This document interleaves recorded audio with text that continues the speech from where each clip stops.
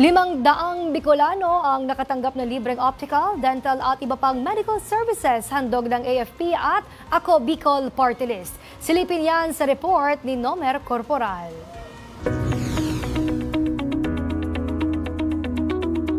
Hindi naging hadlang ang init ng panahon at distansya upang makapaghatid ng tulong ang Naval Forces Southern Luzon at Ako Bicol Party List sa mga Bicolano sa isla ng Calaguas sa Barangay Banukbok, Camarines Norte. 3 oras din ang binaybay ng grupo upang marating ang lugar at matagumpay na naisagawa ang medical, optical at dental mission para sa mga residente. Naisakatuparan ito sa pakikipagtulungan ng mga miyembro ng Church of God International, kung saan namahagi rin ang Ako Bicol Party List ng libreng reading glasses, sabon, tinapay at noodles, bagay na ipinagpapasalamat na naabot sa 500 benepisyaryo. Maraming salamat po sa kanila at dumating sila dito, makakatulong sa mga naghihirap. Tapos yung walang pampasigap, mapapagamot. May tema ang nasabing proyekto na bayanihan mula sa karagatan na layuning maipadama ang serbisyong may puso sa malalayong lugar sa reyon.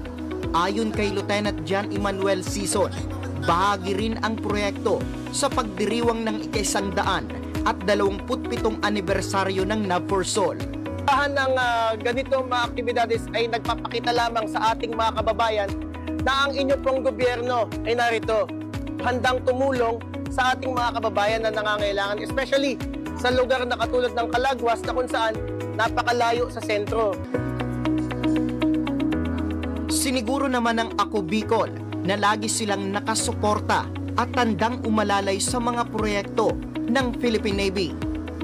Sa Ako Bicol Party List, lalo na po sina Congressman Saldico at Congressman Pido Garvin and Kong Jill Bongalon, ay ito po yung mga nais po, mga programa ng Ako Bicol Party List na yung mga hindi na po naaabot ng tulong, especially po ng ating gobyerno, ay talagang kailangan puntahan at tingnan upang ma-assess kung ano pa po ang pwedeng dalhin ng Ako Bicol Party List dito sa kanilang lugar.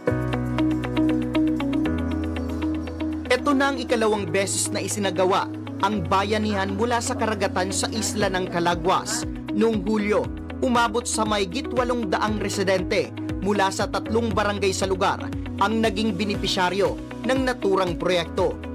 Para sa totoong balita sa Bagong Pilipinas, Nomer Corporal, Congress News.